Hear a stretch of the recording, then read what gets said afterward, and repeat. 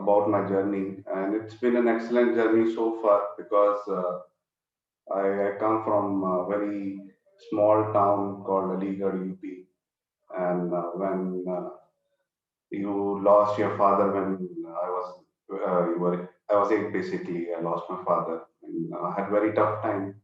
I had financial issues and other issues. So somehow I couldn't make it, and there were many people, who supported me, and so that's how it is. However, I basically, how did I get in hardware networking field? Uh, Actually, after 12th, people used to go with the computer applications or BTech, BCA, BSc all those NIT, GNET, those kind of uh, courses and diplomas were there at the moment when I completed my 12th. Then I realized I needed something, which is short term because I had responsibility, so I wanted something which could turn up, good into my career. So that's how I joined IHT in 2005. Then I worked there as a marketing executive, Q executive, distributing pamphlets in, standing on the gates of colleges. So that's how I started. Parallelly, I was doing my 1 year diploma there. Then I started learning A plus, N plus, MCSC, all those courses I learned, and parallelly I also I got trained good enough so that institute owner gave me an opportunity. Maybe you can try your luck in teaching. So I started training students, and one of the course I took to teach students exchange 2003, I believe. That was the time when 2003 was being used. So I took that challenge to an exchange used to be a toughest product at that moment when people used to have on-prem mail solutions and that too with Microsoft Exchange. So that's how I started. I was there as a trainer in Aligarh. Then I went to Bareilly. There was a nice college up in Bareilly. Okay, so I joined there. Then I came back again back to Aligarh NIT. Then I realized that trainers, I believe, if I keep continue with the training profile, I'll not grow. So I remember I spoke to one of my friend Ravi. I believe you could remember. So Ravi and I went to your institute in Janakpuri. So I went, Mr. He's still with, I believe, with you. I cannot recall his name. Ambuj Purohit. Ambuj Purohit, yes. So, and how did we get to know about NHR is through a newspaper ad, where you used to give a newspaper ad, a small newspaper ad, okay, where I believe you mentioned you can, if you do CCI, you'll get a job of 4 lakh or 6 lakh annual package. I still remember that particular ad, newspaper ad. So we both saw that ad and came to your institute, but I understood that it's going to cost us at least 1,50,000, and I didn't have that money. Neither Ravi had that money. Then I started looking for loans, and when you don't have parents, so no guardian, so no loan, even education loan for such courses, that was not there. So I thought to, I spoke to my mom, and I asked her that what we have, so I can continue. So even I spoke to my uncles, nobody supported me. Then I told my mother that we need to sell up this house. So that was a really emotional moment. I sold my house that was 550K INR, and I took that money, invested that money in CCA security. I came to you, I remember, in January 2011. I came to you too for CCNP security in the impression that CCSP was the name of the course. So it was not CCNP security, it was CCSP at that time. Then I started, I got to meet uh, Kundan sir and Prem sir, and I learned good stuff there. But still, I believe everybody was pushing to go for CCI. I wanted to do CCI, but everybody told us that we should do CCI from Bangalore, not from Delhi, because Bangalore had got amazing trainers. So Hari Prasanna was your top trainer at that moment. So we came to you. We didn't have tickets, and without tickets, we onboarded the train and we slept on the floor. Then we went there. We saw your hostel. You had amazing hostel in HSR layout. That was really amazing place at that moment. We saw your hostel. We saw the premise. I believe we saw old, new both. Then we decided we should come back. Okay. Then I believe I could recall. I met Jacinta in old institute. Okay. So that's how we started, and we came and we started preparing. We started taking trainings and stuff, and we got labs and all that stuff. Then there was a moment when I didn't have money to pay for my lab, and I wanted to book a lab, and the only lab left in Dubai. And I still remember Ravi and I came to you, and I told my problem, and all. At the same moment, you took out your credit card and you booked my lab. So I don't know whether still I owe you $1,400. I cannot recall whether I repaid you back, but yes, you paid $1,400 for me for my first lab. Then Ravi and I came in Dubai, and Ravi passed, but I failed for a few marks. I was disheartened, but I messaged you from there, but you told me that come back, we'll do something. Then I came back, and you offered me, okay, start teaching here, and I still remember you offered me 40,000 INR per month. Okay, and I started teaching students over there with I believe some VPN stuff or firewall stuff, all that classes I started taking. So even that got me, that got me some confidence, and I started preparing again for the lab, and I got the date in I believe it was 12 October 2012, and parallelly I was going through some interviews in Cisco, and the day when I got the result, I believe a day ago or the day before, I got the offer letter from Cisco as well, and that was 50K INR. That was the outsourced position in Cisco, red badge, vendor position, but it was good to start with.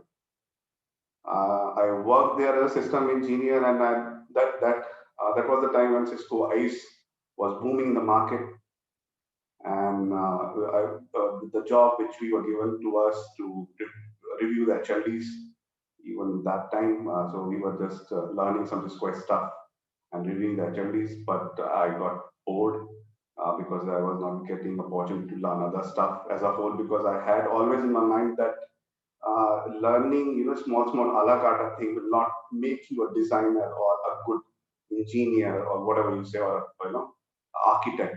So I always had this in my mind that I will learn everything, small of everything, and be a senior architect. I had always this goal, so I left Cisco in 6 months. Then I joined IPsoft. I got an opportunity there, network admin. IPsoft is like, it's process. It's not managed service. So you work around the shift, okay, and you take the tickets like P1, P2, all those kind of tickets from your service desk portal. You have to maintain the SLAs by replying, responding, acknowledging, and all that stuff. And basically, in interface going down, or interface getting errors, routers going down, okay, slowness, all those kind of shitty tickets. But that's how you start your career. That's how you start learning how the managed service process works, how the NOC works, how the industry works. Basically, I was handling some of the customers in Australia and New Zealand, and that's how I also got opportunity to improve my communication skills, listening skills, because you're coming from Aligarh, small town, UP board. Even staying in Bangalore helped me to improve my communication skills. Okay, now earlier I had not that good communication skills, so Bangalore is a place when you work, you talk to people, you get multicultural people, and you are not left with option. You have to speak in English. You have to learn. So that's how even your communication skills get improved. So moving to IPSOC thing, then I thought now it's enough with the process thing. I need to do some dirty hands-on job, or maybe I need some more money, because I was getting into age of 28 or 29, I believe. Then you start looking, you need to get married and you need more money and all that stuff. Then I got an offer from Dimension Data as a senior network security engineer, and that profile was like handling South India customers, critical customers for them, and visiting their site for any kind of stuff. So basically, that kind of profile was being given to me, being offered to me, but for some money, some more money, I was searching for. When you are in notice period, you always do. You always search for good offer letter with more money. So I did the same, and I again landed up in Cisco as a SOC engineer, managing some international customers over there. But again, there was not much work there, so I thought to move. Then somehow I got an opportunity in Reddington, Kenya, Nairobi. I never thought that I would go there, but money was good. I was getting paid $23,000, and that too with accommodation and basically accommodation and traveling allowances and all that stuff. And but the role was like in distribution, in such kind of Reddington kind of distribution. We joined. I joined there basically as Cisco pre-sale, Cisco security pre-sale. So my job was, to promote Cisco security products. And that time only, I believe, Firepower SourceFire got acquired by Cisco in 2013, and I believe after 2 years I joined Reddington. So at that moment, the time was like Cisco was promoting too much on Cisco security after getting the acquisition of SourceFire. They started integrating SourceFire, into Cisco ASA as a Firepower module. I still remember that. And we were promoting all those technologies, Cisco ICE and Cisco Umbrella. I got an opportunity to learn those products, and my role was to train and enable partners so they can sell further to their customers. So that's where I started to learn CCW as a tool for creating POQs and all that stuff. See, that side of the whole sales cycle. It's one of the sales cycle. Even that side of that sales cycle, I also learned. I saw how distribution works. But I was just, I was a bit limited to Cisco security. I wanted to learn more. So this particular thing, just killing me, and I wanted to go. I got an opportunity in Bahrain. I believe Al Moyer. If you can remember, there is a company called Al Moyer in Bahrain. They are Cisco Gold partners. I got an opportunity over there. I cracked the interview there. Got an opportunity. However, the salary was too low, in 900 Bahraini dinar. That was too low. So I was searching again for some good position. Somehow, with reference, I got landed in Dubai in a small company focusing on servers, VMware, security, a mix of all. They started focusing on VMware, so that's where I learned some good VMware stuff, NSX, vSphere, AirWatch, Workspace ONE, so whole complete suite. So I started doing pre-sales for that, working on RFPs, RFIs. Uh, I believe these maybe some terminologies that would be pretty new for the students who joined. So that kind of sales phase also I have seen that being working as a pre-sales, doing presentations for the customers, with the complete ecosystem of whole portfolio what as a company you have got to offer. Then it was tough there because these days market is not that great. So even they were suffering with financial losses. So I thought to move. Now I am working with a company called MDS, Metis Data Systems. It's a Lebanese group backed by a bank from Lebanon. So it's a Midis group basically. And they have got small business units, or maybe you can say small companies. Let's say if one company is focused on HP and they cannot do Dell, so they get some of their good guys and make general manager of a new company, and they would say, you guys start selling Dell. So that's how that mafia works. I believe that kind of mafia has been in India also and across the world. So Lebanese people do like this. Here also it's the same. So they have built multiple companies, multiple SI system integrators, MDS Dubai, MDS Abu Dhabi, something like that. EBM, and even Mindware is a big distributor here. It's owned by Metis Group. So here I started learning. I started doing research for cybersecurity products. There are many cybersecurity products, but there is no end basically. If you are being product based, there is no end in cybersecurity. So sometimes getting so frustrated for customers, for partners, what to sell and what not to sell, because even in certain portfolio you get customer get confused. So what exactly we're going to buy and how we're going to get protected, because even budgets are getting shrink. So it's about kind of getting frustrated. So I thought to let's be in cloud portfolio, cloud security, and later move on to compliance and governance, or do CSSP. So that's the plan moving forward. However, now these days I am working as a TAM for one of the for some few customers, aviation, real estate, technical account manager. It's a good role because since I have got understanding of a whole data center, basically data center components or WAN components or campus components or cloud components. When you get this familiarity and you get into architecture, shoe, and you started learning and designing good stuff or good architecture, so you can very well play that role of TAM as a whole, because there are many customers where we have deployed, complete data center, campus network, and WAN perimeter as well. So that kind of role I'm in, and recently I learned good, and I got opportunity to get my hands dirty on SD-WAN product as well. And I believe uh, VeloCloud, that's the product which I've been working on closely and following, and I believe that's the future.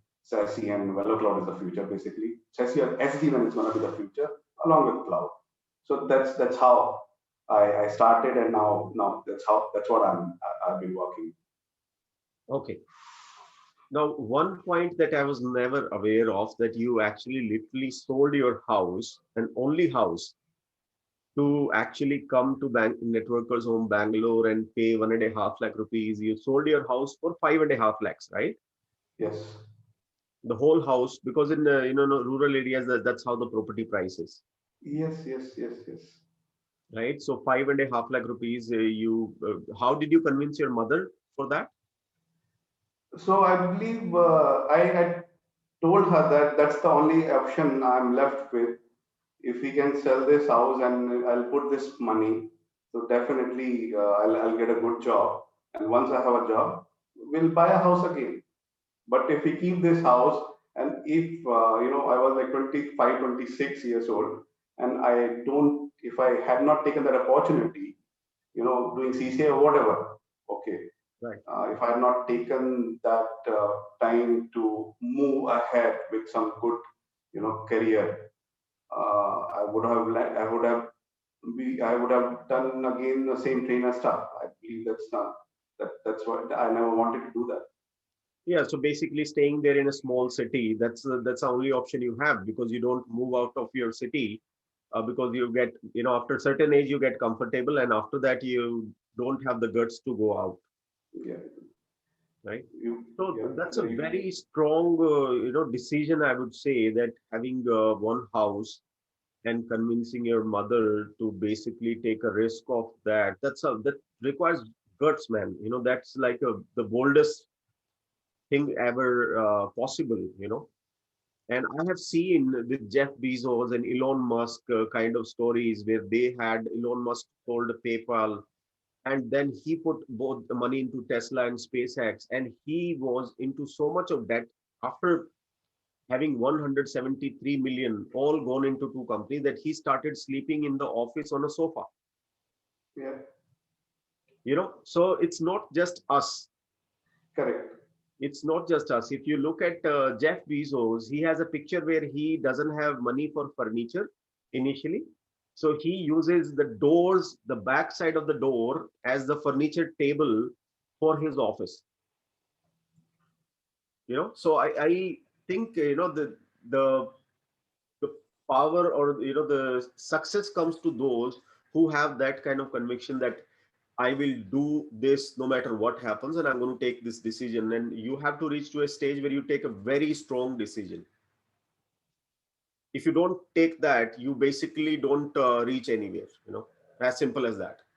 There are a lot Correct. of people who are very comfortable in their own skin, in their own offices, in their own small cities. Your own friends, if you look at it in your city, right, there will be bulk of people who are very comfortable with whatever they are doing. Correct. And then, in our place, I'll tell you, like, I came to Bangalore. I'm from Haryana, right? So people like me, when I was coming to Bangalore, or I was working in Dubai before, that's not a traditional thing that generally happens in our places. People True. do not leave that circle of place. If you are from Aligarh, the max you will travel is to Delhi, Yeah, true. right? The max our relatives ever will travel will be to Delhi. That's a maximum limit for them, and it's like a foreign country. And coming to Bangalore itself is a very brave decision, because True. that is the other part of the country. And that was in, the 10, 12, 15 years back is what I'm talking about. At that Correct. time, somebody who did not have anybody to teach him that if you go to Bangalore, you will have better communication skill, you will have better opportunity, this course is good, etc. Because, see, that was just an ad, and you believed in the ad, right? You were able to figure out it could have been wrong also, Yes. but somewhere you had a belief that this is a correct thing for me to pursue, and you pursued on the path, right? So I think most of the successful people that I have met is, they are successful because they have a conviction about something, and they pursue, not because they are immensely talented. And that's what a lot of people tell, that you need to have an average talent and a True. lot of consistency to keep on fighting every single day, because every single day is going to be challenge. You go to company, you face new clients, you face presentations every day, you have that kind of situation. Now, looking back at that particular time, how do you, what do you think about it? Was it a madness, You or have, you have to mad about it. You have to really mad about it, because I have seen my cousins, traveling in Rajdhani, and when you are not traveling in Rajdhani, you have to strive better, and you have to do that. I have to do something better than what they are doing now. Then you have to bring that madness. right, right, right. And you have also got a global exposure. You worked in Nairobi, you worked in Bahrain, you worked in, Dubai now, and probably you have traveled even more, there. So how do you correlate it? Is it, that,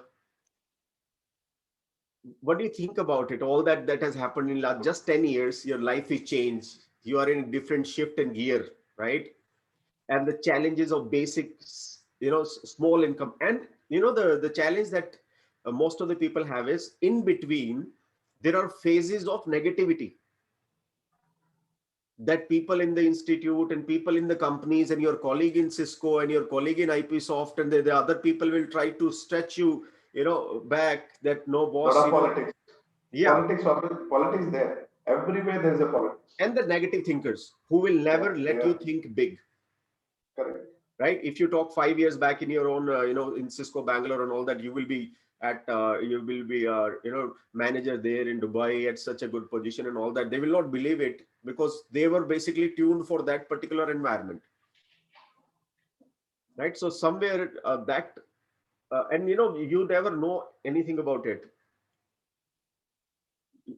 from outside. I never thought that you have so much of guts.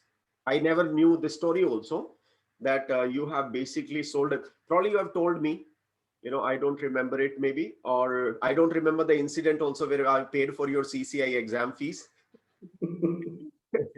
Okay, but and I don't remember so many cases, right? I've booked hundreds of train tickets. That time student used to travel in trains. Flights were not the option for a lot of people. So somebody died and something else, that fellow, I remember, he's a couple of months back, he sent an email to me, sir, I'm working in Singapore on this package and this and thing. I have to pay you 2,700 rupees. I said, for what? He said, you don't remember, 11 years back, you have booked my ticket when I did not have money to book a train ticket, you know. And I said, okay, forget about it. Now you have given me more Guru Dakshina by being into such a huge company. You are, he was a BCom or something like that. I think you also have similar background, right? Sir, I have not done proper academics, graduation. Right, right, I, right. I couldn't get the chance to go, in regular college and do my engineering or something like that.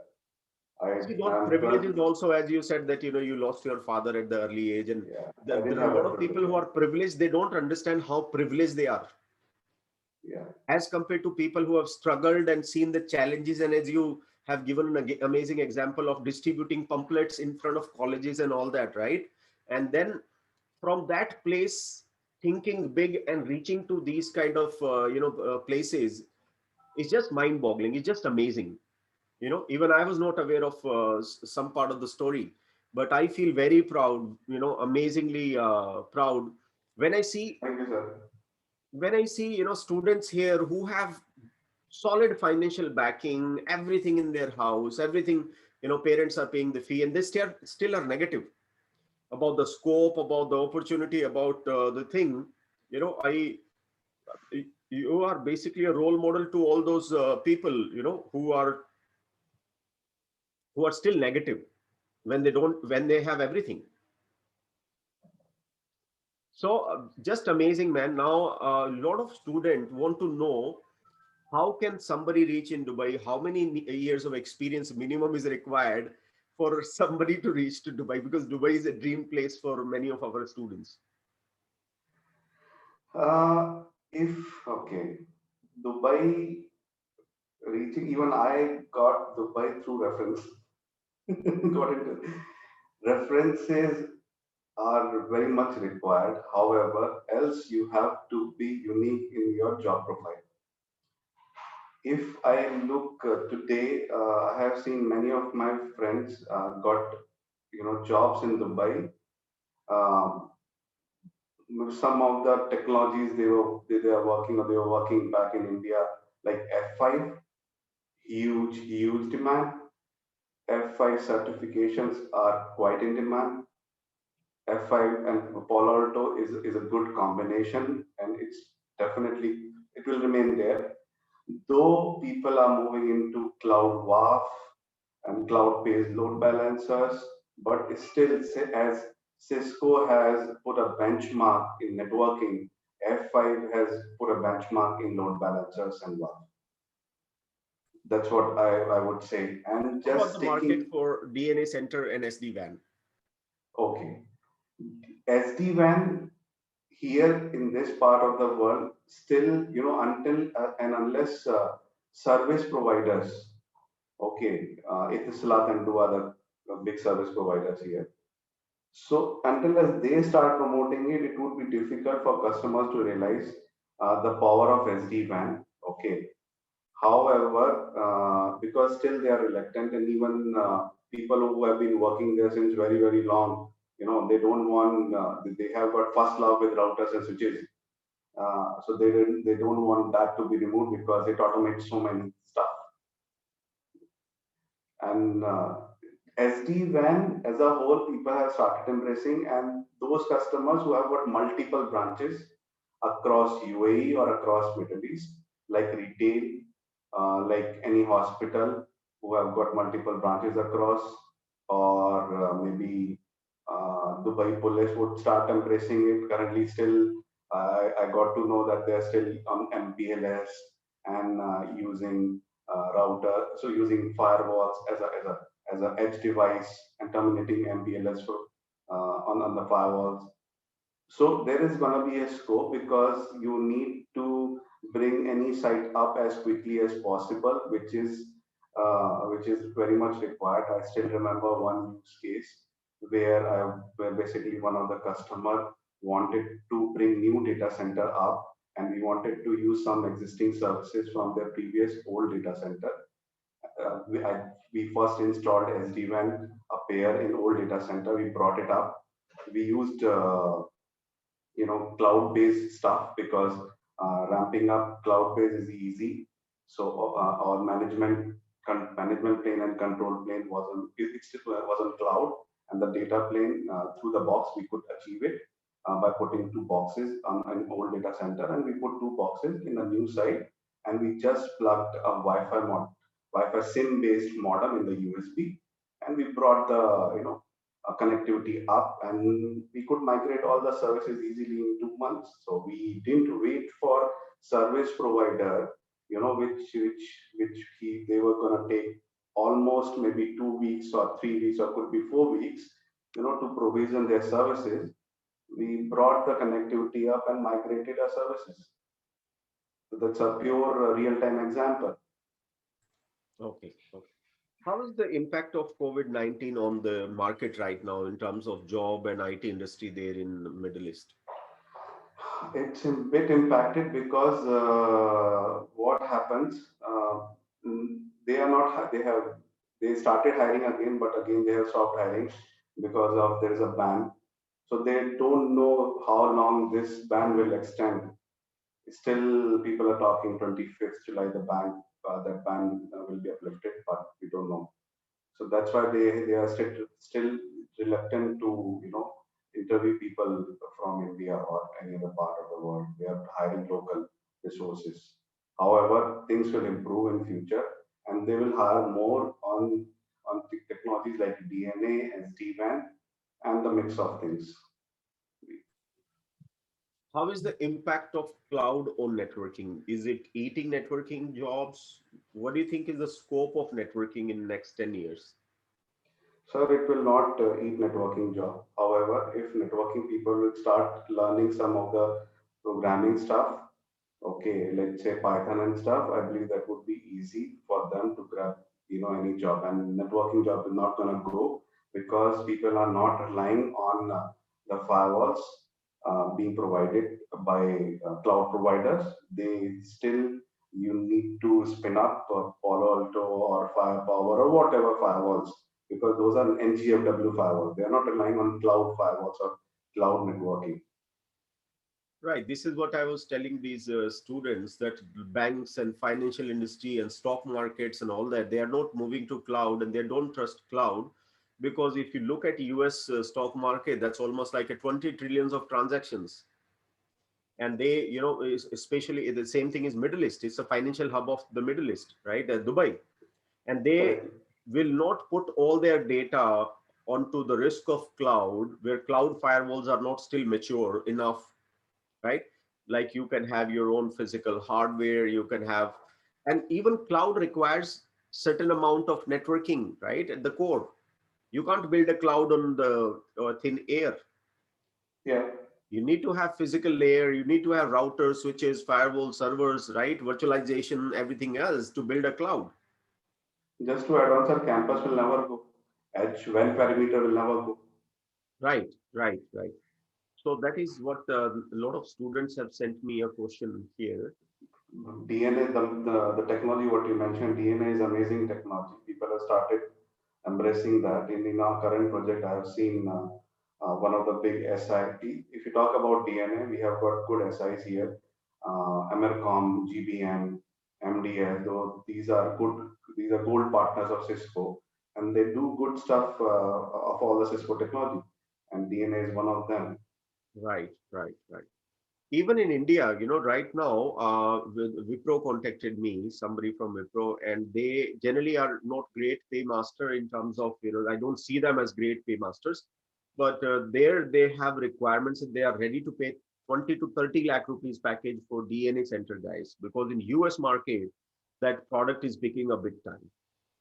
Yeah.